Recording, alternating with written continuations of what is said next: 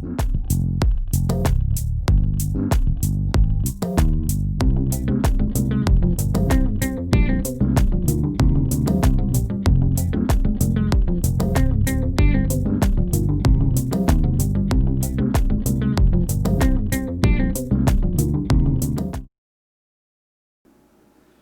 evening, folks. I'm Kevin Godwin, and tonight we're going to learn how to fry eggs. First, I have an 8-inch frying pan on the stove. We're going to set the heat to medium-high and begin to let it warm up. We're going to use butter as our fat so that our eggs do not stick to the pan. We're going to put 1 tablespoon of butter in the pan and allow it to melt. While we're melting, we're going to crack 2 eggs into 2 ramekins. And we're going to add salt and pepper to the eggs.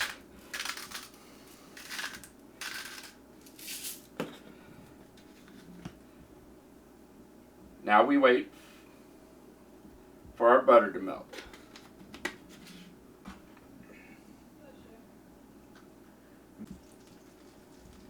Now that our butter is melted and at the proper temperature, we're going to gently take the ramekins and dump the eggs into the pan one at a time.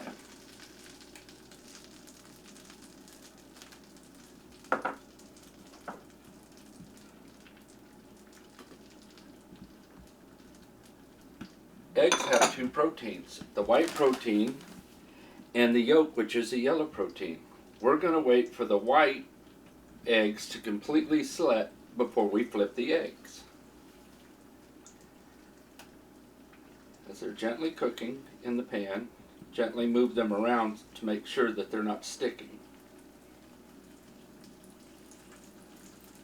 Should take 1 to 2 minutes for the eggs to fully set. Now that the egg whites have set, we're going to gently flip the eggs in the pan and finish cooking on the other side.